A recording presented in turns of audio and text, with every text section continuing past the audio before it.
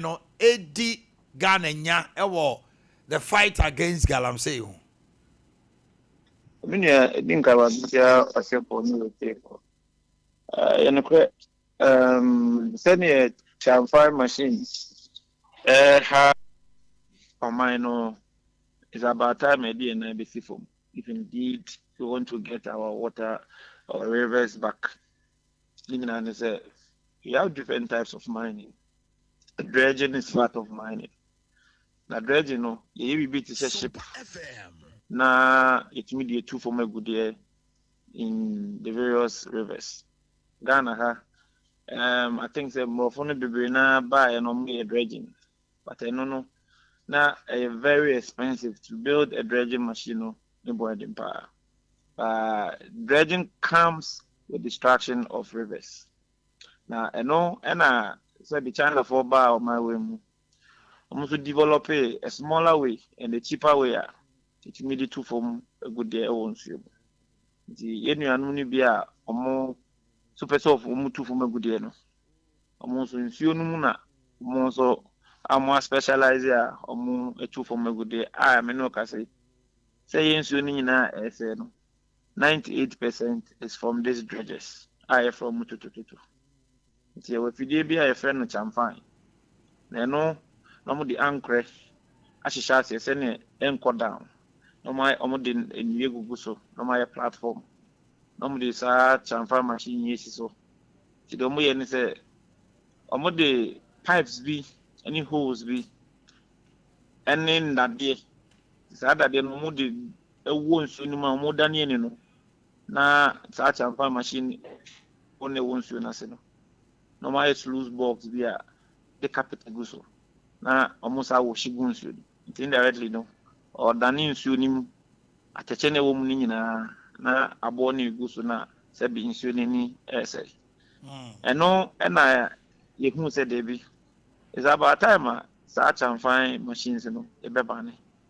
Say, Bania, yes, you know, problem never when you are solving 80%. Okay. And it says, Nipano, when you say, if you didn't be, now I found since you know, at the end of the day, we be anyway pushing his own concern so. Okay. Now, Uncle, yeah, and there's no way, and a new strategy be or her. Or me to me employed to destroy the water bodies. It's you know it is a EPA. At the community about say onset, see, you are going to enforce the ban on chamfer machine, which we applaud them on that. And say, see, without the ban, China phone will be now to be the party in the Baba Shishawaha. And now I know because we have on the chamfer machines in the banana deba. Yes, yes, so yes, charity begins at home. They banning this importation of chamfer machines and our engines and indirectly no problem. It to me, yeah, I solve it. And then the ISO they are not 2 months. The EPA we support them on the banning of the chamfer machines and then. But they did not give specific data. Now, do they have to take certain bills to Parliament? I'm sure there should be something like that because so we are there back we know about it's not just a word of mouth. So I'm sure later Parliament will bring an ally on importation on that. Then it will become a legal pronouncement. Okay. What does the Abona port for no stand on to say the way? So I'm sure it might go through Parliament. Then at least laws will be made so that chamfer machines into family. Okay. As president of a small scale, who 9 must say? I think it's laudable. They are doing a good job. To be frank, we've met with them. Almost strategies in United go on board. Minoka say we are hand in hand, and whatever they are doing, at least they brief us, and they have made themselves available. So the government is not against mining. His Excellency John Dramani Mahama is not against mining, but what he is against is people who are mining in the various water bodies, in our various forests, and people who are mining with impunity. So we are small scale miner. I said, do two for me good year. I buy in here with Jumana way. And one said, you follow the laid down rules. So be to amana wakataso. Or making sure say what you man we no affecting you. We say you man 9 months is not against what you man. So you will say 9 months you man is very laudable and a small scale minus, we applaud them for professional work done this time around. Okay. Koyo Pipra Medal pay. That's the Paminia. President National Concerned Small Scale Miners. Ena yenena chuchin komono. Mamima MC Akwaba. MC Asebu the Ubo focus here Emma Ba Heba. Anope want to say. I hope your weekend was good. Doctors want to say. I say Hoswe. The body I say. Mammy Mia Homan to Mauna meet bear a do a die anyway. Can semper free Panheba. The gospel according to Panheba. Oh my. Love you. Now go for Constitution. And I know pay the Enchakas here. Ebe free Dr. Ba as a year at Yamaya her for your tear for Enina. Dear Dudrone Nimno a ba. Ya can Dr. Ba near Kenny Pedria who don't pay no case. Me say a dear betchin, a dear bessa, Obaqua Condaba, sorry, who don't pay un dear. Say ya me, a show so mad the patcho. Na say ya dear be ever do could don't penny dear. Nan coupon the sad don't penno. I was a see so a yenny Pedriano, nor the whole I read Asher Dr. Bansa. And nothing ye catch or say a quanya over for so ya dear wo don't pimbe kono, a ya Dr. Banche. And was a woba. Ain't ye ne anopaya ya. Ya sorry ya qua. Ya dear be a toe swore. A how near mania be a ya dear. I run Pedrianum. I tit in Pedriano. I mean any Pedriana Cusa. I mean Pedriana yan wushi ye no. Upo modern enya daje. Na when ya gidia de be rod Dr. Basso a yawa. And tempas who said ya buying. Up pam ya diana nanka ya quancro nefri ni Pedrianum. Now fe when you found ye. It's your number no 0244 988 004 0244 988 004 and you was 0244 08 3482 0244 08 3482 Dr. Ba Ewo Kumasi Atonsu Agogo Aban Hospital na chi ane wo anenkran so ye was Painters Road 18 Junction ho awonso busa opia obehu Dr. Ba ewo ho ena no pa ye di nkomo dani dan nyina mpanimfo se abaso ba ena meja epaye enti abra nyina ebia wadwenya be Dr. Ba ne da bia ye nkase da bia ye dompe ampa da bia ye nkase da bia ye dompe efise wu dompe no ewo nipaduanum ane wo no ma mienu a ebetimi ama dompe ho aka enipa wo ye de sa ya de anka wo dompe a sabe enkwanhia bi betimi ama wo dompe enho aka enti se otisa doctor bi aba na so wo dompe ene nkasa so a eya na wada onyankopon ase efise okwa amanone na hwe ma menom ye nuama no mo ho ye papa no mo abrochire amanone ene obi ya de dade ahye ne ho baabi ene obi ya de dade ahwehwe ne nipaduam baabi eye die ntia ensanse wonya sa ohaw no ewo ne nipaduam ewo kasa enim ba ensanse wonya dro na okohia kwasibro na kwasibro ni di abere bia no die nyame aye no openso ode no mafoforo dwan ne nti ni akofa dade eti na me maame bi baba no ofrabroche baba na dade ehye ne kotodwam ni no na dade ehyem obi baba na chikase na dade ejoso obi baba na hibo na dwonku be hu se de dade ajoso nanso na enhyanka safo rade se na obi obenya yade wo ne dompem ana nkwanhia be ma ne dompem waka no obowura Dr. Bawa enye dade enye sekan eya habai konkunu atwero ne kaye no eno na ye didi dwuma eti na no pai ebia na wo de ne ya sasabro ebia na de ne ya hotutuo ebia na de ne ya arthritis ana etiti ni padua no age wa aposo aboso eno obehu so sori ana wo dwant ni nyina ya wo ya eno obehu so wonkasa mu nyina ya wo ya eno sori anopa wuntimi fukra mfa wo nan si ho ma me papa me nua ba wutie me enkosi da bai na sa no ma we nyina wo betie no aba Dr. Ba ho ama no ma na free ni padua num ena no pai enkoma me ni wudie ne se sa o haw ni amane ni nyina bi wo so ebi en nipa da se ni upagya wo nse mpagya eno obehu obi ono obi pem kakra bi o se me nse hwan sɛbe onsa na hyɛ aseɛ sɛ yiyi a na kyerɛ sɛ ɔhaw aba w'abatinim ɔhaw aba wo shoulder no hɔ ɔhaw aba wo nsanim ɛwɔ sɛ otu anamɔn ɛba Dr. Baa hɔ ne eyi so yɛ haban ne yɛde sɛ yadeɛ no yɛde kye kasa ato hɔ ɛde ayi yadeɛ ne nkwanhyia bi afiri mu no ne yɛde bi atoto so na ma ɔhaw na ɛwɔ wo nsa ɛma ne yie no na ne nyinaa afiri wo so ɛnɛ mini wudi nkɔmɔ aka kyerɛ sɛ wohi bɔ wadwonku no a ɛtete wɔn adwonkuo mu yadeɛ sɛ bi aka ho da ɛyɛ papapapapa titiri mmeranteɛ ne mmabaawa no wobɛhu sɛ ɔnante a no ɔka wɔ mu ɔsɛ mataa so ɔ mehi bɔ no madwonku no afei deɛ ɛyɛ meya mesɛ ɔhyɛ no nso sɛ ɛyɛ kasaa ne kɔhyia o nti hyɛ aseɛ sɛ ɛrere na yadeɛ ba mu a anan nkwanhyia bi ka na wobɛhu sɛ ahyɛ aseɛ na ama wode wo na atia hɔ a na afei aka wɔ enti na nipa bebree abubu agu fam wonim sɛ na adwonku na amana bubuo visa adwonkuo mu yadeɛ na ɛka wo sɛ no adwonku hyɛ aseɛ sɛ ɔyɛ ɔya na wantu ho anamɔ ntɛntɛm a wobɛhu sɛ akyire no ɛde wobɛto fam nanso Dr. Baa se yadeɛ deɛ ɛde woto fam na yɛ nkasa mu yadeɛ nko adeɛ ɔno bɛpagya wo afiri fam na ɛde woatoɔ no ama wɔn nso wanya w'ahoden ɛne wofa ahodie enti na obi ɔyɛ aberewa obi ɔyɛ akɔkora obi ɔyɛ abranteɛ kyɛ sɛ baabi a wowɔ biara woyɛ ababaawa a wohibɔn anaa wadwonku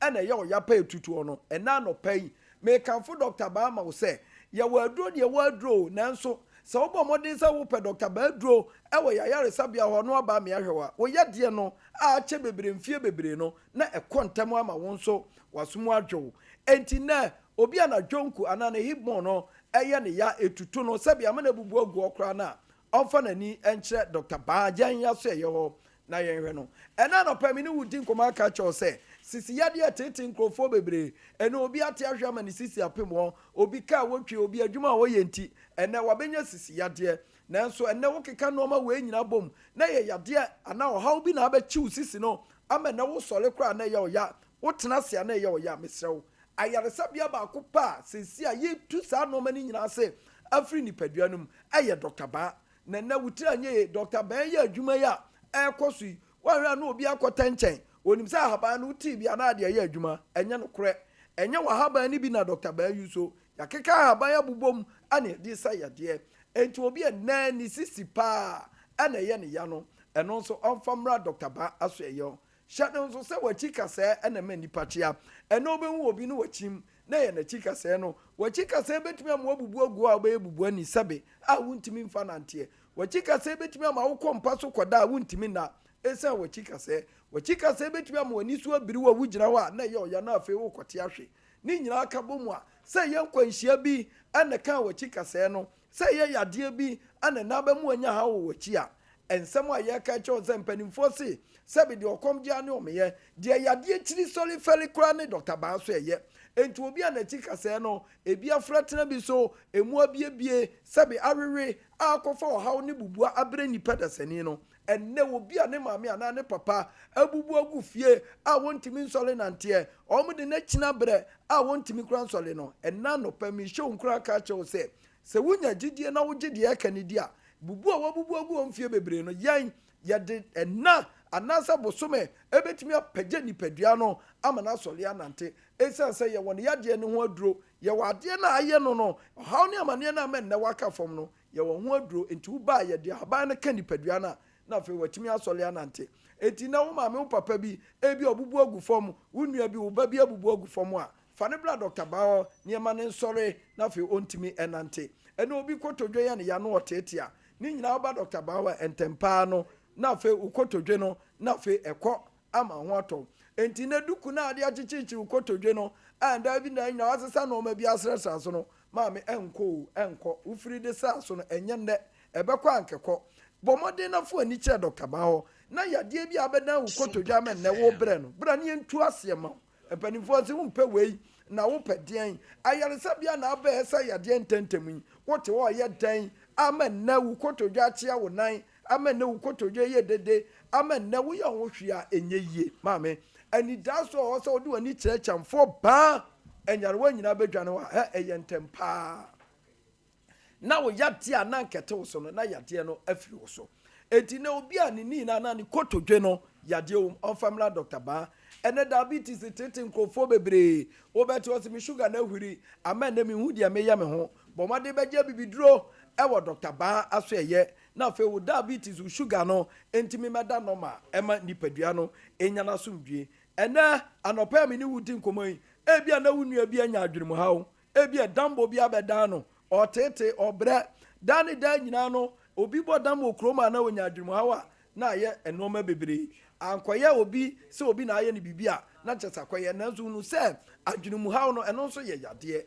oba ebeboa no amedambo bia no afiri nipadua no so obi de ya twere yade na etete no epilepsy etwere etete nkrofo pa ena wo ba Dr. Bawa wo na ase twere no aye wumfie bebere ye bete twere na afiri nipadua mu ama ho ato enti obi atwere yade eye epilepsy etete no onfamla Dr. Baho ena comport etete nkrofo ehie komu ehie echi ehie nipa bebere ho amene obi koye operation ade ba china no kompona saba Dr. Base yemfa seka yemfa agyan yemfa paso yemfa bibia ho ade yede ye eni ahaban ni freni ne say de minimu ane se mani abie de wunimu ane se obeba Dr. Baho ne ye de ahaban aduro ama wo kompona etete wo no eye goita no afiri nipadua mu ama ho ato enema bebre awo ho ayeden enema bebre obete o se fibroid tete me obi de o se ahyase afifi nketenkete obi de o se anyina mekoyi operation na aba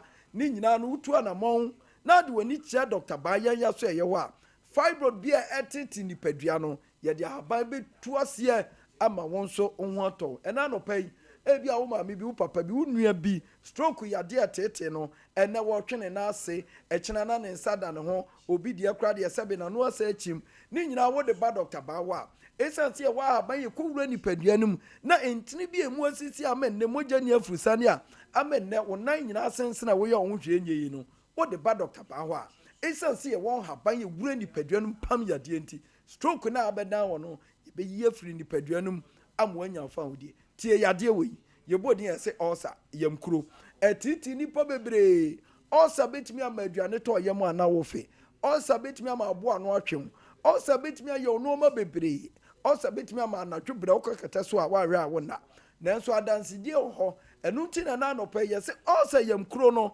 a etete wo no anida so abasa odi wani abekire Dr. Baso eye ho na obi yemkuro osa etete ne pa a obre pa no uba Dr. Bawa Dr. say enka jo so sa osa ne de eye bosome ba ko pe ye de osa no be free wo so ama won so wanya fan wudie na obi ko kata so a eye Johnson ko a titu mema ne de Dr. say enka jo say emra wo ko kata so anadwo a wo Johnson ko be 10 no na che say wu be ma no o se be ma no fi say eye yade bi ana abo nipadua na amenne wo Johnson sa ana be ma so Johnson fa wo be ma no bebra na wo ma be ma no ekotofom enti obi enne ne yire sole Johnson no no so asole akwadwonso oba no sole ya no no so asole a wo how ewo onipadua nim fabla Dr. Baho na yenhwew ema honto emema bebie cancer ayo mo prostate ene obehu yese de drobe ato ne bemam obi Johnson a na mu apa mienu obi Johnson a jese wo chem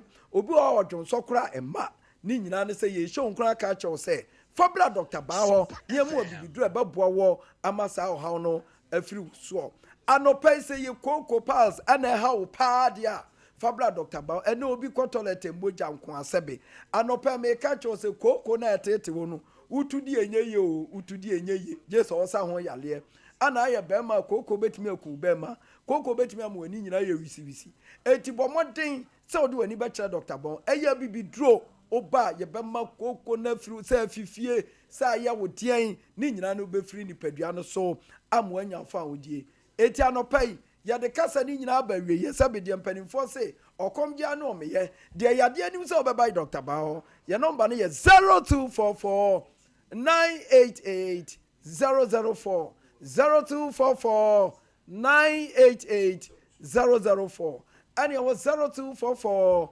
083482 0244 083482 Dr. Bai Wokumase atonsu agogo Abai Hospital no nachi ane ewo enkan ye was Spinters Road 18 Junction so ubehu Dr. Bai anopai yadi nkoma wie me se eya yaresabia ana wo pede o yade akọ ententem so amena firi mu ba bi ba ko pe ye din awunyi na ebo eno ane pam oh my na wo nshaw on so pa okay But I say, I was young for Yatanasi, Ewaha. Doctor Samaye, Transi, Chiakunyani Tran Fifi, or mamma, and never knew me in Unqua of ya. Aha. Now, boom to say. Okay, Miss me Hoya Pie, you who not che. One and for wine. Does you see or anybody the papa tears here? Said when I was a come from pa, Anambwa. Aye, I was your for Dr. Samaye, a government spokesperson on good governance and a whole lot. And opinion at Nancy. 10 months or 11 months into Omanhene John Dramani Mahama administration, a lot of programs have been outdoored, a lot of programs have been put into progress. Ebiwa Shasie, Omanhene John Dramani Mahama Niswa Dingruma or minor or the Atogan and him was said Jumase, saying that AC call, Kasamafui, Jubilee House, just say near course or day in and day out. No, he is briefed into about say ye din command, not just say or no church and near Memuntino, and I no pay me in me no fear no ma. 10 months into Omanhene administration, no, and then a course or never be all crana na a course Ghana for cranim na watch him, but time tia way. Gold board aba ebi mu say na the gold board na ye na ekotie gold no biji ehun edie what is the purpose of gold board adwuma wura but I no say that 1 million code system ne enema bebre na ban no 24-hour economy ehina akodro ehun sem to say and I no pay ofia once again let me welcome him. Mijidi sa ohun ye pa. The own free to say. Oh, aban mu de bibi aboko em say enra na the president of Germany. Obedu Ghana on ye papa his excellency omo be have bilateral meetings that will border on trade, will border on business, will border on improving the diplomatic relations between Ghana and Germany. Oni me be ya adwen say president mama betina akonya so no amampanyi bebre na aba ha ono ankasa so as a president so watu kwan bebre na kwan bi obetu bi ade fa so de yeden bebre Ghana and you are aware of them dodo na say kra the one of the conversations about here say I think Singapore mama president mama grant be say only 10,000 bed facility a hostel Chinchenche Pa University of Ghana campus. Okay. 10,000. Yes. In fact, the same Singapore Japanese store at the investment of about $1 billion back Ghana as corroborated by the Foreign Affairs Minister. Okay. There Ghana by mu de boko. Ye gidi ye pa so say President Mama ohwe ni posture ni demeanor na ho brasia. It's reflecting in almost everything we do. How our appointees, ekasa, how our be are conducting in the public space. And I believe say eboa. Say temamufo to abamawa. It is a privilege. So be serve Inti se oni omu kasa oni omu ye adwuma. E wo se oni omu kasa jojo. Boko because eyomu na to sante na koto abama. Ye NDC aban ye ba ye in only 10 months, Omanhene no be adwin say ya ye niema pi even beyond the promise here in a 120 day social contract. What did they make an say? Ya ye more than the emo share bono. Yes, ye will be one my ye. Ibu oma ye. But you and I can agree. Say argument be anywhere. They will not come to the inevitable conclusion. Say NDC abai no buy no dear. Ye a saint dear ye beto ye no.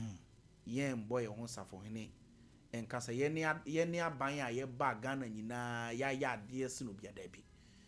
Tememufono. I don't know better so I can no. I buy with you. Mona Becca and chilling come for no. It will be a Becca for no. ye boy homodin, ye buy a lot of difficulties, kakra, economy, galamsey, and what have you. But gradually, no me be arguing say even on the side of the economy alone,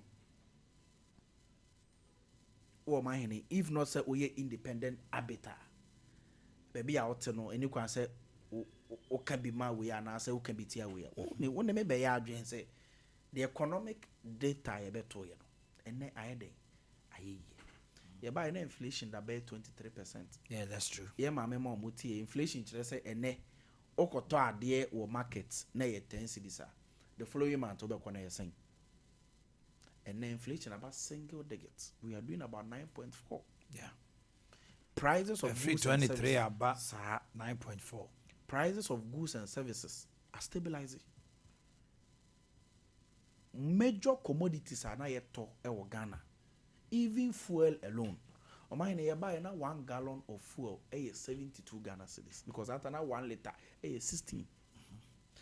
And now I know what I say. The same 1 gallon, no, drivers no be about 58, 57. And it's a driver now taught 10 gallons of fuel. President Mama save you about 150 cedis. Yeah. So 150 cedis and also meeting the assault to another fuel like that. You buy $1, not the same. And then interbank rates we are doing about 10.8, 10.9. Yeah, that's true. Far better than you better here.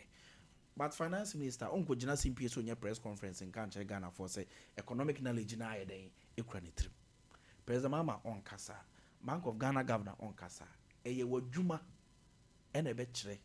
Ene ye nuanom omo so abamaize importers. Of course, ye oniamebu onom a mo be expect say anka ebe better than what we are doing now. But they know say it is better than what we came to meet. Okay. On the basis of the dollar alone. Omanhene, and now we are doing deficits of less than 4%. And can a deficit to do by 15%?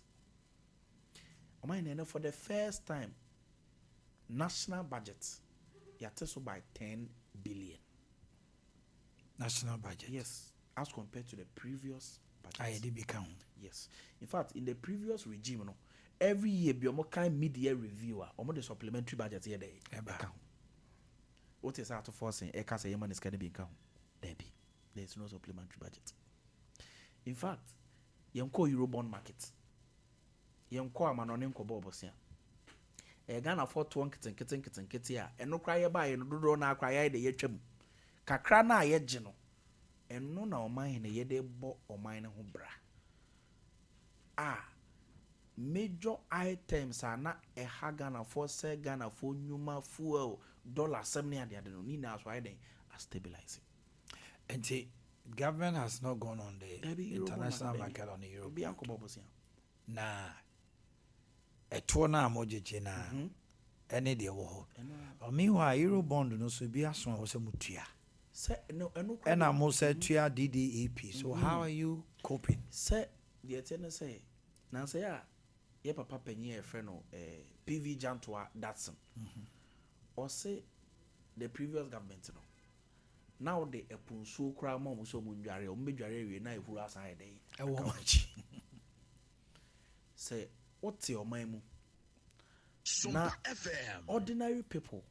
Ebi wonu ma eje say osori anopa ko kejitia obi paade ato anu odi nanim akoto bibi na ne odi 20 Ghana bi ayede account your friend attracts me boa no so nya bi ayede edi what your mind ukọ kejitia na eduma amafo so aswane ama ya maame mo a ontimi ntra fie nka so minsani ne skenti ono ankasa be kọ jom akoye kakra kay bojua ha sa na e ka no ebi so 3 am Omanhene na omako brea by 10 11 2 no abafie no anya kakra ide edi sa nipa no sa tua to o tua vat enti sa wo ye president and we government now betina konya so a you must consider those people say no kakra na sankrofo no de mame in eto no eye mame fanye bibi papa bi na oman no nya so mfa so that is the mentality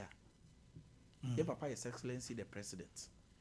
A one ad ni 3 mois or buy in the last 10 months of the year. It is not about say obenya no ho ape. about say kakra na obenya no. You must live within your means. So usika eso appetition. Fakoto appetition. And fa usika edeto appetition koto champagne. Enti mean talk. So you don't live a champagne life on an appetition budget. Sikana kakra na edema no fire niema ebe bo ankofo no. Eno ne ade a president mama. Me gidi say wo ne nsusu ye mu ne na ne trimu a ode ye adwuma man ne.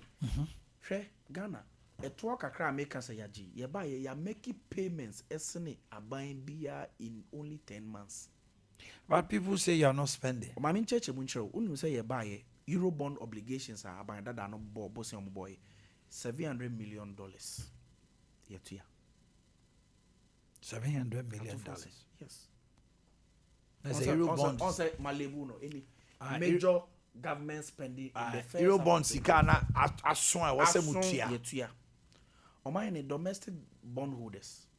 As of July, near 10 billion Ghana cedis. DDEP for yes, DDEP. Or more, I'm doing Sika Koba, Bible say, I buy and say, own to your who will be in the next 15 years. You buy it to 10 billion year to year. Or my in a district assembly common fund. And maybe need to make one, and this is person resign. You buy a 2.9 billion Ghana cedis. Or my in year to year. Tima ye backlog nephew. Year to year. I must see a major MMDCs.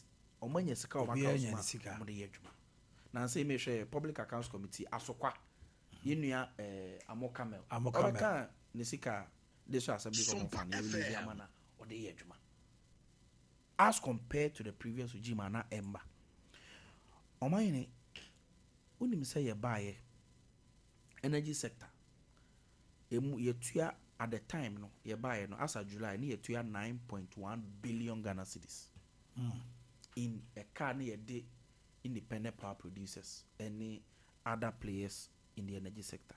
Yetuya. You buy road contracts. Contractors are near about 9 billion. Yetuya first 5 billion. Yetuya another 4 billion. And also yetuya. Okay, and some road and who bar some nancy and I can't want me. President Mama buying release 809 million Ghana cedis. And they're quite no more day. No more year. And check on baby contractor outside. Omanhene who send people for the tabono to get fund so. That's right. Ana sika na ekwo get fund money na no na enko ne papa school projects enko ha wa yesi peno double track 8 years na yentimi yimfi ho ye ba ye yi sa tabono no and I'm going to on cap it sa ye fe no on cap and ne 4.6 billion Ghana cedis e get fund mo enka ne ntesa spending e bi ani Omanhene free SHS NDC in car say near the buy in terms of implementation of course yes she be say MP buy no so on be the last skill but NDC are buying under President Mahama NDC kakese pyra free SHS 3.5 billion Ghana cedis for a year buying be anya bida indeed as of July near releasing 1 billion Omanhene what to say headmaster be person close secondary school because they are near you buy a 10 months a bit because the car na was say de man now buying them for my neck. That is the beauty of leadership.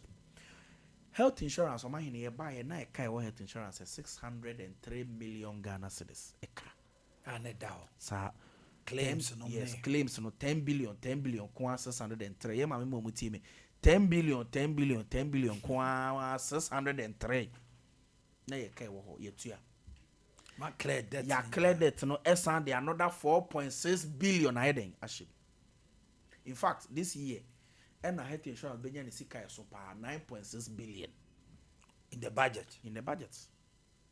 you release half of it in fact as can be na idea mu 20% ebema Ghana Medical Trust Fund a friend of Mahama Kaya yenu ya nama mo kidney disease liver disease heart disease ebe show mo me was na say akofa no che omo de you can say screening materials for human papilloma virus cervical cancer won niema aba Sompa program ebe sha say dialysis machines ye be ya ma yenya bebre wo Ghana for nya bi aiden use at a lower rate yenu ya nama omanya lakia omenya kidney diseases Omanhene capitation grant 72.8 million.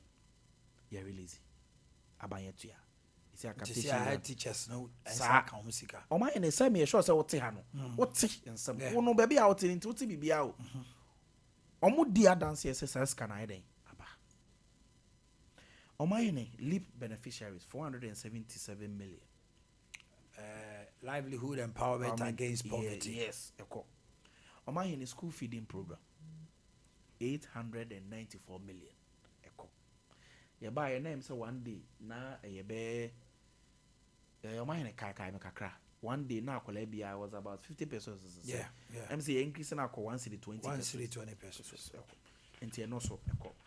Omanhene ye buy na BEC WAEC abind the omaka 122.8 million. Yetua. Omanhene ye buy no fee stress. Say ka say first year for no. Omo nursing training, teacher training, university. Yebetua omo fees among. Over 120,000 students have benefited from it. I be go so benefit ye kwa na say yeko. Yetua. We have delivered on that promise. Indeed, only 2 weeks ago, President Mama Sunday free tertiary education for persons with disability. Program. We have delivered on that program. Teacher training for no allowances. You buy na bibrakem. Several months. Omanhene is here no ye 191 million Ghana cedis. Juma clear. Ya clear. Ama is here is all allowances in Krano. President Mama ne ato force and cry and say ye be no on a monthly basis. Say the me no month so your salary day. Nursing training force, yes, 462 million. Assembly members, some allowances. Yes, assembly members 10 million. Yeah, 20,000 Ghana cedis. Yes. You see, assembly members month to be how much 10 million. And I say, assembly how month to be release him out. Obia, there's a salary there. Obia for Obia council. And I will say, no one. I could be a council. It is a pepe. Omanhene idea back one me person me can once a man can once a man me own to me. A Jumara program. Yes, that now me per se so then we get to the policies. Policies. Omanhene. And also ye make 100 million. You release about 34 million. Me GD say and up to the end of this month the substantial disbursement. What a Jumara program lawyer Eric JD Komoka Crow. What does it entail and the purpose of it? At the end of the program, no. At the end, I will say see because a Jumera, a dinner day. I say you're building entrepreneurs. What kind of entrepreneurs are you building? A Jumera, we are a home soon transformer, mabunu, any of mine or anything. The TNS of mine, a Jumera, you will 2 pillars of it. Bako Omuhia managerial entrepreneurship and skills training. Okay, that is one part of it. Another part, omo de sika eno mo hia de a shop business as we draw the blueprint why bibia but for me kono nye den anyhow. That is what Ejuma is about. Ejuma wura ye pese ye wi a emabunu na omo be own their business. They own their businesses. Okay. So the Ejuma wura no you say owner of a business. A business. It say if you wura owner of a house. Okay. Landlord. Sir, landlord. Not just say the government is building CEOs. Exactly. It is the Omeya or China no. Okay. That's all about it. I say Ejuma wura. Sir, just say own the business. Sir, because President Mama here campaign na mebuno na niema 3 na your problem. Number 1, inequality in education. Sompa Number 2, skills training. And number 3, human capital development. And even startup capital. That's what the Jumera program is doing. And a national apprenticeship program. So the skills part. National apprenticeship program. We'll come to the national apprenticeship. So that is a Jumera. Me bonnet offer. Say a person mebuno no ye business owners, or me CEOs, or me managing directors. Okay. Into mebuno more apply no. Me know because this year the plan is to get about 10,000 of them started. Meaning say disbursements. I shall say for or more a year or years cano. And a training so there's going all across this country. I don't know Erica Jane in penny for any deputy, Joanna Salasi, lawyer, or me lawyers or Mobojuma. Me bought my basso for this program. So anima we ne cause the effect ni impact no. A bank crank me metna program when Germanum. Say na yebe ya ade first in Ghana nyina debi. But we are doing extremely well. The mere fact is a program be say ya ba. You release this car man I ade good. Omanhene, I want to demonstrate to you the difference between the MPP and NDC. Or MPP government and NDC government. Omanhene a friend bank be National Investment Bank. Okay. Omo MD a friend of Dr. Dolira. Say Zakar Dr. Dolira. And an deputy, a friend of Thomas Hughes Emisa. Nebo mumi eno abaso. Omanhene ye ba aban mu no. Na National Investment Bank for 8 years. No muntimi audit your accounts. Because buying the bank no. Yes. National Investment Bank because in the last 8 years no. Na NIB afibi omoboka. Every year buying a company nenya infrastructure. National Investment Bank. It's not they be buying this kind of yeah, buy no yes no. We can't do the same thing and expect different results. In fact, this year they had projected to make a loss of 34 million. A year 340 billion old Ghana cedis. Here, my mom I say almost said this year. This year no. And this year buying by money say Omanhene because at the time no na o share the 2025 financial projection no omo capital adequacy ratio a negative 53.1%. Aban by na say yenye sa the 2 billion Ghana cedis ide euro at force in a year sad no the Bank of Ghana governor na monche na monye jwa Omanhene unim say by June na bank na omo be make loss of 34 million omo make a profit of 74 million. Sompa by June they were supposed to have made a loss of 34 million for 2025. 34 million Yes. By June. Now omatimi over 10 and a profit of 74 million. How? By June. Omanhene. We are in November now. Yes, Omanhene somebody me say me dey ko no man no makrom na we prebu okon. September a year last 2 months. Normal make a profit of 146 million. NIB. I can send you the document. We say insert Omanhene number no. Mama fan send it. What?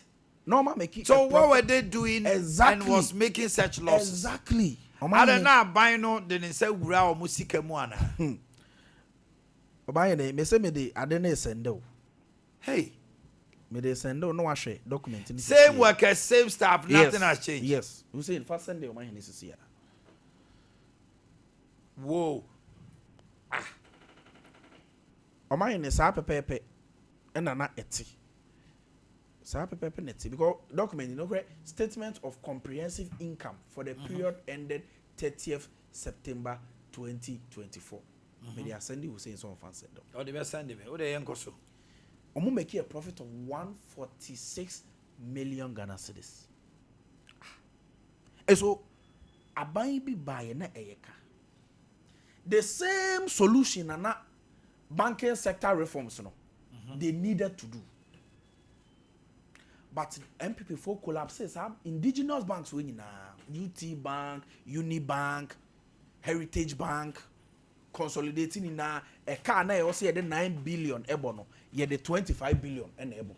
Omanhene what be oko statement of comprehensive income I say 146 million September 2025. Sa pepe na ho. Omanhene wahu. I've seen it. Enya no kwa Omanhene. But my question is what did they do different? Not just say they needed certain capital injection. Yes, and leadership. Leadership now the very people are no more almost change. Yes, you change MD and deputy buy any new people koi. And almost now they are not posting losses. Debbie within 3 quarters no. I'm make a profit of 146 million. And at the end of the year no, they are projected a loss of 34 million. And then I'm make a profit of 146 million. That is way. Yes. That is what true leadership is about. And that true leadership has been rendered by President Mahama and Dr. Tufos and Bank of Canada. Omanhene Yaw Hong Kong, Tema Oil Refinery. Okay, I said getting to the end of 2024, MPP are buying the free so no almost your beton campaign no. Because there's oil be ira no beton $22 million. Omanhene, unim say in only 10 months. Tema Oil Refinery now na year beton $22 million. Now is Tema Refinery working? Hey, now unim the cost one under the leadership of Edmond Combat. Because Tema Refinery, everybody thinks it's a lame duck now. Debbie, Omanhene, Tema Oil Refinery and a profit of $21 million. Yeah. Yes. If you ask many Ghanaians today, everybody has forgotten about Tema Tall. Nobody is talking about Tall, even on radio and everything. Because to us, we ask a question: say, how can we have a refinery, and yet petrol, aviation fuel, bitumen at a point in time, you could find bitumen free, Cote d'Ivoire and Sanya Beya Quine. Na yenya quota sana meka me ma me beti ase why yes ye refinery ibenya quota industrial fuels nomne others kerosene nomne ade nyina no ye refinery fuel a ibenya wa ha. So at the point in time, I think last 2 years and last year people decided not to even talk about, because maybe if you ask me my mind is not on Tema Refinery again, because I had to say now, you go refinery.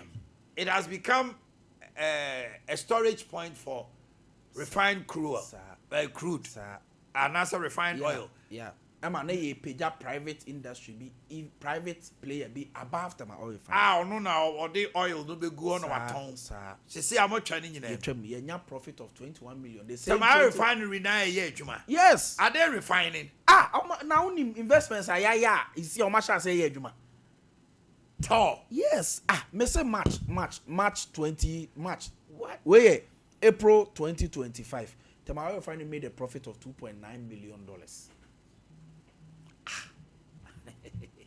What you say? Omanhene, it is all about leadership. Do they have a PR unit? Oh yes, Godre Mahama obo adwuma pa wo. Then the PR unit should start talking a lot, because I can tell you for a fact. Say we are communicator on government issues. You will you'll be abreast with those things. But I can tell you that a lot of the media people and I incommodate what Tema Refinery it's not much. It's not much. It's not coming. It's not much. Me nua Godwin Bekasa. Na wababe srao kakra. No. This is the tall CEO. Yes, your friend Edmond Combat. Lawyer. Obo adwuma pa. Ne ho so afa. Nice gentleman. I say emebunu nko but adwuma they made a profit of $21 million. Abra na ye turn $22 million. Ometima revamp no. Ama omumom junior. That's the NDC for you. Nanka Tema Refinery Ghana ye turn to 22 na Tema Refinery ye dey turn to $22 million. The asset alone of Tema Refinery. Yes. It should be about $500 million. That is Ghana for you. The previous government they turned to 22 because enye adwuma maguno. I say ke turn scrap. And will be ababeji within 10 months. 10 months no junior. What to me I am manage na ma wanyam fa. That is Sompa. Yes, a true leadership. Omanhene true leadership. And a day emfaso de ebre Ghana. Omanhene Mamen to us. You acquire 120-day social contract, because I know say a part of a lean government. Abaya the size is not a work from, but a very efficient. President Mama has delivered on it. In fact, now we are even running less than the system ministers. But every sector of our national life, if has not experienced stability, it has experienced progression and prosperity. President Mama has delivered on that promise. Okay, so be a code of conduct. Documenting why about all appointees are going by it. President Mahama ka so be national economic dialogue oyeye my former Bank of Ghana and penyufo baye and no solutions and na to force in the Bank of Governor Bank of Ghana governor so economy no enya so fa so after the national economic because dialogue no former Bank of Ghana governor said by Dr. Paul Akwabaye even MPP for Dr. Addison by Emma Dr. Paul Akwabaye no a moderator kra under the program the homegrown solutions buy city crop and kwajina benu so emia ti Addison new Paul Akwabaye ni omo akani nyina de o ma dwene buy journalists professors ato forcing so ne Johnson so akabo ma omo de ye adwuma and it's yielding results. And the Bank of Ghana omo international reserves of about $12 billion. Ama ye import cover buy na import cover 2 weeks import cover chere say enu anoma motie me say Ghana businessman kwa ye mu ani ehu akire ne ehu akire na say ye pesikampo e de akoto ne ema afiama no ne aba ne ye say the dollars Bank of Ghana dollars nkwa na ekoto 2 weeks ye betimi adisa adwuma no and then people not 2 weeks penes kanasa but then 4 months 4 months yes, import from cover 2 weeks to that's 4 months huge. import cover In 10 months $12 billion in 10 months yes gold board on kwa the $8.1 billion na aba as at yes this month yes gold board $8.1 billion so that's $8.1 billion anka if not because President Mama set up gold board anka be ko Arabs America for Pakistan for UK for be ko economy nim but then about Ghana economy because of President Mama's investments and innovation and vision. Gold board $8.1 billion and yes is that anything I'm go bobo say there be you see where Omanhene ko Dubai omo baby a friend in Dubai Marina a artificial way no de excavator ako tokro e no mahwe so agu e no masisi adan atente afa ho cycle e na yakope pantu bi ne boat bi asisi okwa no maje uska $20 $30 ne do afa so no so nye natural artificial e no budi nyeska enti eye adwen Ghana ye go da yetu no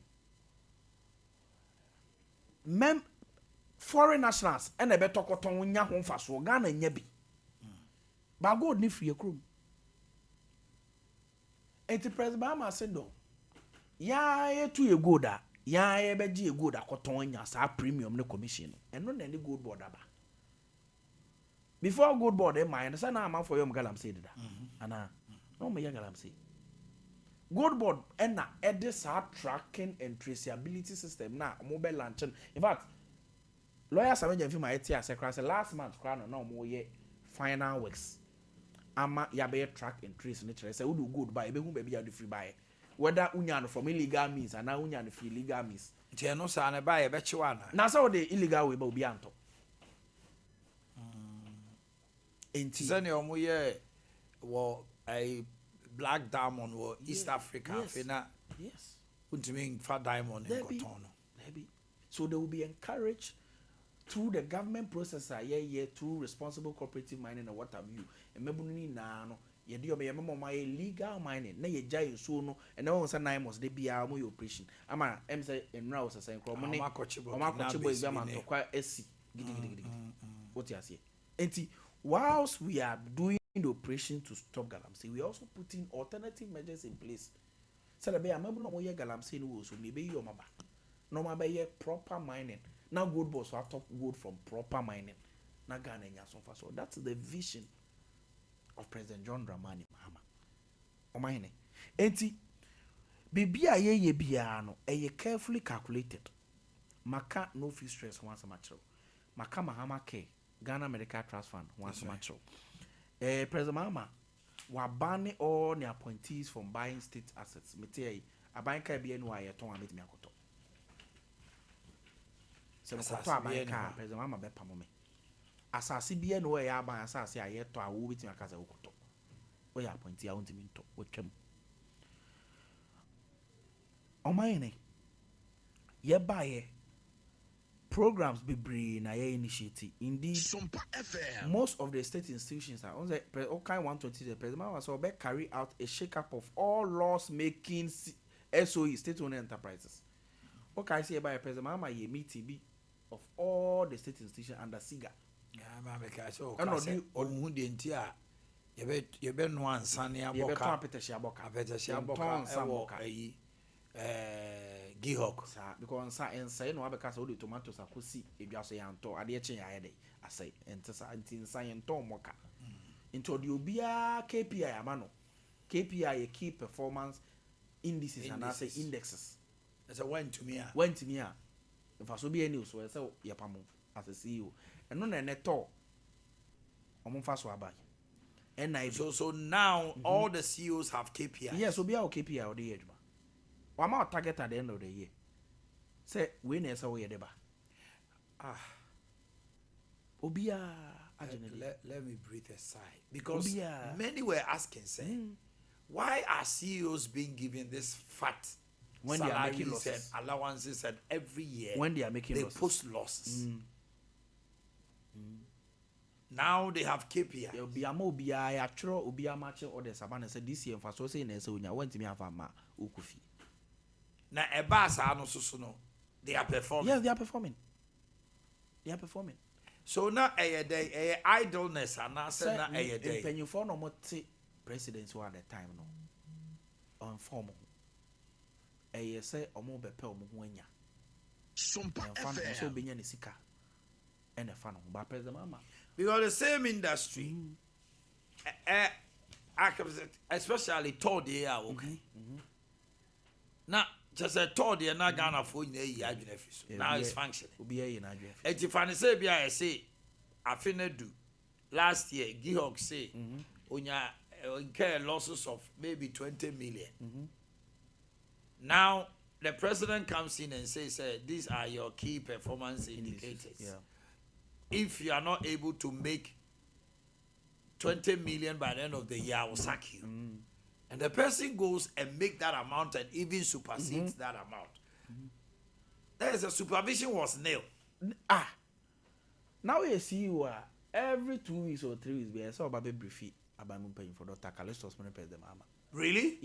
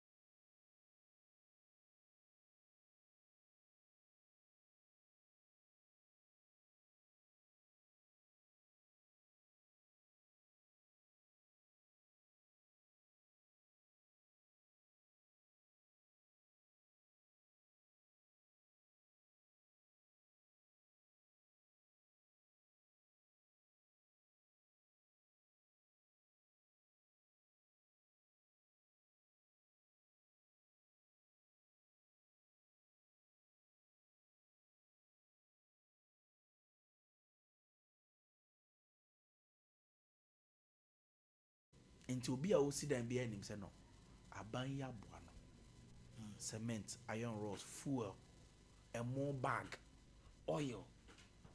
These are basic things that a boy may survive live comfortably. Abafom. What you say? Inti me gidi se Ghana for na boom kompon ko show mechi. Baby ana ye wo. Baby ya babedu. We can say that far by grace. Your home mammy na mindi jamra se na yen share 24-hour economy. And only are there back where a mebunu no bebre no. The opposition keeps on saying it's a fiasco now. Nothing good will come out of it. Now, yen share baby Yeragusitano and so Ade Akye Abia. Then we also look at the National Apprenticeship Program. Now, baby, Women of Faith is calling. Nyami aduma memne da ebe ewo KNUST Business School Auditorium Block D 7 a.m. sharp. Na wa sisi ho se odi wani echre the second annual National Conference of Women of Faith. Na my time of fruitfulness, John 15:5. Mrs. Genevieve Brifa, your boy, do not friend or he has was Sompa TV. Yet Sompa. And come also, and out to Zafre Prophet Amofenchi Henry, PCS star, Abner Ponsa, Prophet Pa, Apostle General Moses Osei, Minister IBJ, Minister Audrey. No money never share to one society on a memory that way. Our KNUST Business School Auditorium Block D. Ampaya Ebija, Eradia Basa, and our muscle. Ye kai mo se Sompa chede gusua ye frɛ mo se wonso fakakra beboa eye Ukraine no ni di na awusia ni nyanka nso so na ne se Sompa aha obetimi de emo anwa sardine geisha corn beef no na de di ni nyina bi aba ye hian toma nso so you ntoma fe no fabra na Awurade nhiraw eno no na ya hyehya ye gusua ye je na se koba se sika. And now person will send it now the bois. Maybe I also got more 5 kilo is sunny. I do the yeniska or more 1 bag in this yenisika. Number is 0598 559 802 0598 559 802. And we have Momo number. Everybody Tarawan Media now Blizzard 4-star 21st clinic. Clinic Sonkwa. A chest sciatica. We are experts in sciatica. Na say yenya Ade bibidro a sciatica draw count. Ye massage. Ye child lab yes can ye be we are wabon say what sorry I wanna see our kono. And now we mwema yes sciatica count. We are the expert. We are calling on you. Sebra na yen show. Your number is 0540 311 311 0540 311 311 3A Herbal Center 3A Herbal Center. Cocoa and make come for actually the 3A cocoa capsules aba the cocoa master a shiko kwasi a pals afi constipation ni nyina so afri ho and to say a drobi albe ya na afi wiyam na wiyam etu no ana wiyam tim den we ahwe enye ye dabi enka bababa so betima ye e dia akwadwuma 3A cocoa capsules and cause running stomach sheneso Colinac, Danny, Misty, Apidank, Ubenya Biato. Numbers a good screen, so now for 0546 107 107. Kingdom Herbal Center, or Okaishi Drug Lane. And now pharmacy shop Biana, Herbal shop Biano. Ubenya Kingdom Ginseng Power Capsules, Memedro. A US space, and my Bema CPC Tower Paso. I've a tremendous capsules, national. It's a natural health formula. Oba infections, menstrual disorders, it improves your system also. After your Kingdom garlic capsules, diabetes, hypertension, stroke, heart diseases, cholesterol, numbness, arthritis, we are the only. And I had garlic capsules about Ghana 15 years ago. Okay, your Kaisi Drug Lane. Any Kingdom Herbal Center. Frey 0597 298 855 0597 298 855. Of a time herbal mixture. Say malaria padia TIME. And as I would I wanted the Wanumato and I want them to me to two sa bomodna so benya time about mixture after the time aba ebema wo jonso a wo bre oba o system no etum se niema bi nko yie se ne o se call your general well-being at your time mixture and capsules your lower performance in intercourse no so ye bema o ta say Jose also to me CPC ta now boy adwuma Frame was 0244 417 0244 417 Yas toothpaste, Yas toothbrush. Say bad brush, papa betim de choose see there. Yas toothbrush. Your prince, princess, monarch, duke, duchess, and kiddie brushes are. Nebum whitening toothpaste for her. A mouse say if it are total care. It protects germs a cavities, a tooth decay, ne plaque, build up, sinum. Afei heba no so ma wo sen ye den wo sen mubu bomodna so benya Yas toothpaste Yas toothbrush afei dwabin rabank ye bie the latest branch and now the new branch Tonsu market high school junction wha ye savings account current account fixed deposit microfinance susu ye ton shares 50% that chinti investment Omanhene Obapa loan ye kase ma mun kam mom na mumra ne ma mobosia moratorium first month nka ho wa obetimi aye now the bosome na twitwa ho na next month watua asempa loan abase wo peso koyi niema na wo hia sika tantam so bia brane no twetwe nkomo na dano a wonsanka bosia ba remember terms and conditions apply number no is 0544 0544 745856 0544 745856 na bibia aye dey akoso kama ede amount anopai eye juada na juada yi meni ubedi nkomo bi afa ash foam factory ho womo etu anamon bi a womo se yen kancha santeman yen kancha Ghana fo nyina se ash foam ede jigi mattress aba mattress bi ho no ma untimi mo match wo so ye mattress bi ho no ma oba no kra no odaso anu atom enti untimi nya action kona no ntimi wewura na bibia nsisi said the osesi e was a mattress no ye solid na gina so ye na wa also gina ho no na say wo so ye adwuma star bia bi na ekoso jigi mattress na ash foam ya shadaye na eba with prestige.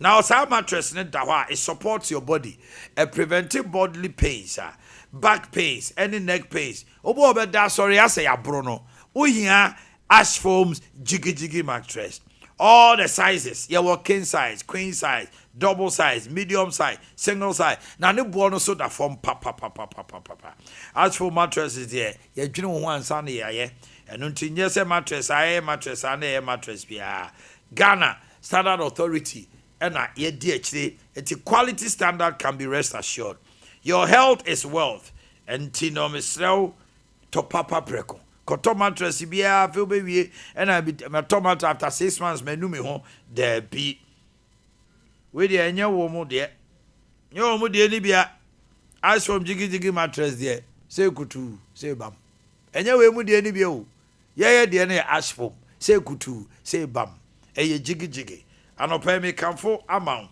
bomodin say SG Mall your main office tafo ahojo santase Kumasi Mall your Melody showroom say what kase Roman Hill ho oboase konongo be kwai offense so abu akwa dwabe mampon ejira agogo ejuso dunkwa onofin all ash foam depots so kwa wo say Omanhene say ash foam for the mattress bia be friend chiki jamambe na me da me na me hu tutu me sa de mattress ada so enye wom de ni bi o we ash foam say kutu say bam Kenjin and Magic drinking water alkaline water 8.5 pH broni bia be catch us say alkaline water is the best rich minerals like calcium magnesium potassium and iron in your system enti hokro fi every unipedem your liver your kidney your heart all the organs are protected onum Kenjin and Magic drinking water obo say yes hydration a cause unipedem no wrinkles day in and day out you're fit for purpose me bomodena kamfo breman UGC anata funi ruana bawa root say corner koje wo Kenjin and now all depots across Ghana. With the answer of a friend and child baby 0241 449191 0241 449191 and a 0507 379474 0507 379474. Mami, your birthday is not enough. A minute, Doctor someone aye and to train come government communication and run an Collins Adomako member of parliament for Efija Kwabre North. So belated birthday. Yeah, me wishing happy birthday. Me Collins. He's a good guy. He's a good guy. He won't you happy birthday. So happy birthday to you, Collins Adomako Bensa, MP Efija Kwabre North. From all the Sompa Morning Show crew, we wish you all the best. Patient Nimo, aka Sweetie, CEO of Timer Luxury, Ablekuma Accra. Sweetie, happy birthday to you. From your sister Erama of Kumasi, Princess Banchima, a Sedua of Franco Academy, Ninehini branch, where Auntie Mary Nadiweba. To my wife, Mrs. Gifty Mintasapon, you are a nurse at Central Government Hospital. Your husband, Mr. Sapon and Jennifer are wishing you all the best. Happy birthday to you. Vivian Boateng, you are a police officer at Damango. And there you are with that from Sikura of Dujama. Okay. Omanhene Yaw of USA. From Mr. and Mrs. Kusi Brimpong and your siblings, Mother, Junior, Mefia, Ya Grace. Womunyina Kaho. Omanhene Yaw of USA. For Mr. and Mrs. Kusi Brimpong. Hey, Mrs. Brimpong, we are saying how you show. Why did you know, Omanhene? Oh, when you did. Okay. Sam. Omanhene. Yeah, 24-hour economy. Fantastic. Ade Akye Ghana for me Bruni Ghana for Bebre. Then add the Kokon Kitchen. Man, who say Abina shall say whether distribution has started or not. And who wants them to say and Kokon Kitchen 24-hour. Fantastic. 24 hours economy no. President Mama. Eka say ye beye e boosti ye exports through production of more and creating of more jobs. That is the bedrock of 24 hours economy. And Omanhene, we indicated said there were some state institutions omono ye be mo run it 24 hours. Ya shall say with that. Why ye Omanhene? Ya ye fire service assistant, ya ye police assistant, okay, ya ye prison assistant, ya ye the usual why a quick one. A message is asking of when the second batch of national service will be posted. If you have any information. I think say Eneko. Yeah, I think so my first I think first one. Yes. Any moment from today. This week. This week. Okay. Pacho, the information is out. Yeah. You see a free Neko, you should be expecting your posting. Yeah. Okay, to us. Why Afanipa 12,000? This year? Yes, through the police assistant, about 5,000, fire service, about Okamboma. Police, fire service, prisons was about 12,000. It is to complement the security agencies whilst we continue to roll out the 24 hours economy. Why you fire money? Passport office. Omasha 24 hours economy did that. Me a board member for Ghana Post. Oh, okay. Because of that, no, me no can say passport 24 hours economy, 24 hours delivery, no. You distribute to over 120,000 passports.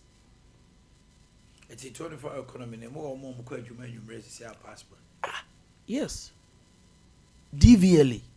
You buy a backlog of 18,000 cards. You implemented 24 hours economy, and then of course some major offices now. It will be rolled out to all the other offices. And I can tell you on authority, the number of people are on mine, DVL in the passport. Etimia form a Juma, or more benefited from it. Ghana Post impo, Menoka say, your finances increasing because of that program. Okay. Yes. So you're coming from Ghana? Yes, me a board member of Ghana Post. Your board meeting, you discussing the progress so far. Tema Port.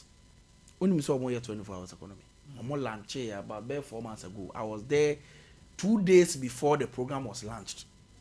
preparatory works course so jubilee terminals jubilee terminal and what have you and also, you can't tema my 24 hours economy in fact 24 hours economy no crowd your water transport Sompa and no FM. will be rolled out very soon. The transport ministry only omudi nkuma the other time about government accountability series now what share processes a cost so boats are be used so because boats maybe there are so many types it be a metal it be a fiber it be a rubber it be a way and no more year and who programs in so the way whilst we are doing a big push remember big push no your water transport so yeah day yeah our transport ministry guso gidi omoguso eye and to 24 hours in fact there is a large tract of land the Volta region what it wants ye ba be ye be dua niema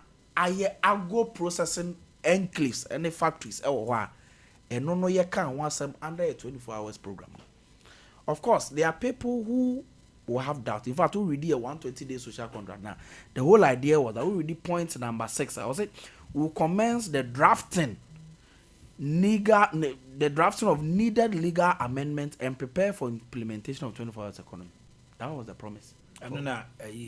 Kusitano da no Jubilee House one office kakraka oh yeah juma and nearby parliament.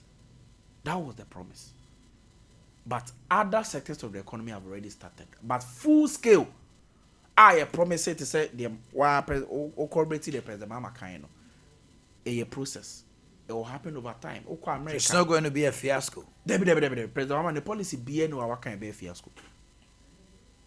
Because if he knows he will not do it, all mention. He will not mention it. Big push. Big push. Do you know big push is an integral part of the 24 hours economy? That $10 billion. Yes. Sisi Accra they are 13.8 billion Ghana cedis. The more upgraded from 10 billion to 13. They be say say you be committee 2 years big push can into roots. That's right. For this year no, what I know from what the finance ministry said no was about 13.8 billion Ghana cedis. Next year crab budget na dey emu be hwam class in 2025 year. The NCB ama ko read. The eba be read no. Be mean Jampe finance minister, but from what I've seen and from what I know, no mine for 13.8 billion. Unim said the Asante mine be benefit express road na be na oko 33. Express road ye be ye papa. Accra Kumasi. Ye be ye papa. Kesi pa President Mama. Me say this is a legacy term.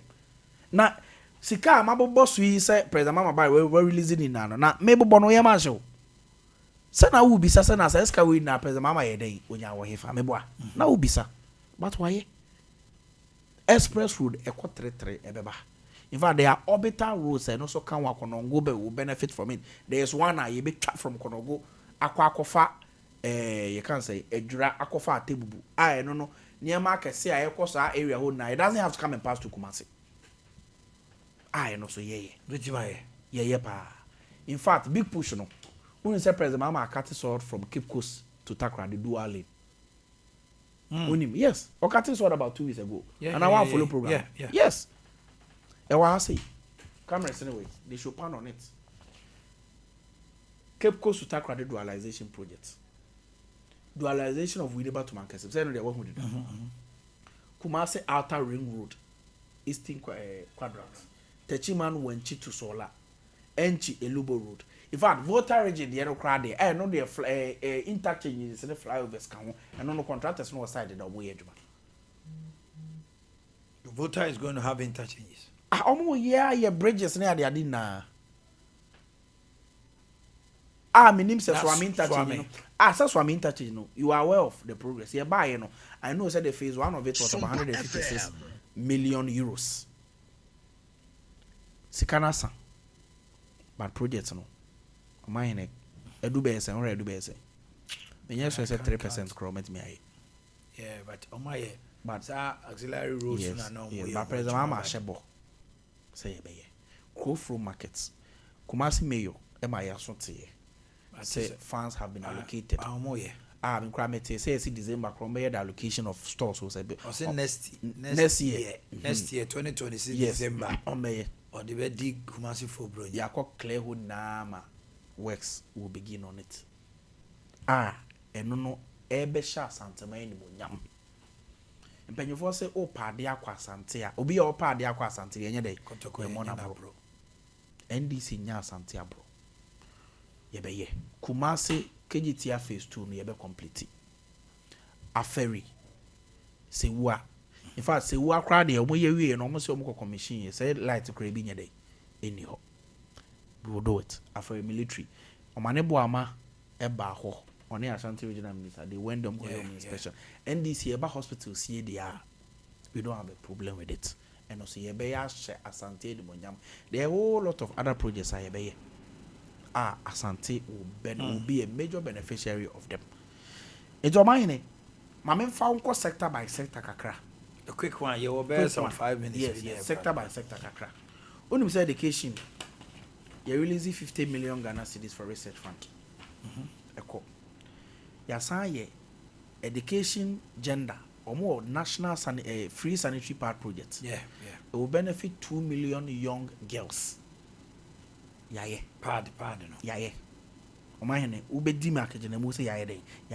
Omanhene woni say in the last 8 years sika yedi wura ye basic education textbooks mu the highest ever in the last 8 years 900 million Textbooks for yes this year last 8 years. Yes, last year the highest was 100 million. This year 500 million for basic schools or more textbooks under the education ministry, under the leadership of Honorable Haruna Adrisu and President John Dramani Mahama, being supervised by Excellency the Vice President, Professor Nana Jane Opokwajima. Education sector, Maka can be bring, Maka free SHS, Maka no fee stress and what have you. Yeah, fine, yeah, my main boss sector, Bakunenko, roads and Sumaka roads. Omanhene energy, you buy 130 communities. Omanya access to electricity. Maka energy. Health, Makaka areas are yet in the health, Maka necessary postiomo. Communication Ministry, Sam George, or buy data 399 Ghana cedis. In the previous government, only 94 gig, and then 214 gigabytes under the leadership of Sam George. DSTV, what a once, and DSTV, and can na ope compact at all. Here about 576 Ghana cedis, and the same compact we here only 380 Ghana. It is an improvement at Ghana for benefiting from it. Oko national service yeah. At the last count, na enkokwa oma ton was over 10,000. Our national service enya son faso. Omo farms. In fact, me kwa de my mistake mpo. Almost oma ton 35,000 broilers. 35,000 broilers. And they have benefited from it. Why? In fact, the figure I have from my briefings from minister here 22,000 and said 12,000 got them in the chair. 22,000 they have benefited from it. I can go on and on and on. My can't just assembly come on. Finally, young Omanhene, a Greek minister me born abaso. On tenase. In Kokon I know say machines are omode produce. Our friend is hatcheries, and hatcheries. Some machines in there's an Italian investment, and there's some other investment about some program no every really are very soon. What is the brain behind that program? A food inflation. Omanhene say yet Ghana, na yenye nkoko Ghana, na yese ba ko ton Cote d'Ivoire. Enya mfaso kese. Na Ghana for Hana nkoko moto board ya. It doesn't make any sense to anybody. Into President Mama says, Kai and Kane yet talk about 200 Ghana city, 250 cities. No, you see, an entesa Yankasa, Obi are interested in rearing. No, Yebebo, Yebema feed. Say, Kukobo to every crown, Yebeboa. The program will be given to you while Benye, while dear, or more vaccination, or muni and neo feeding, or munsu on Sabeka. And also, one of the programs are crack. I've had briefings from the ministry. I know say enchekra. Omanhene ya program be brave. I say in the last 10 months, your programs are yellow. A dozen. Pa. Mejidi say in the Fourth Republic, even nka say ye the best but me gidi say ye ka aban in the last 10 months and now almost first year o ma ye nyema e do so pa untimi nyi President Mahama number 2 on answer President Mahama second phase no in free ya boy homode na me gidi say Ghana for ahobrasiem ebehwe so na oma boy chidom oma boye ama ye programs a ye nyina no omo be support ye de omo pai bo ataye chi na bibi yetimi ayede akoso.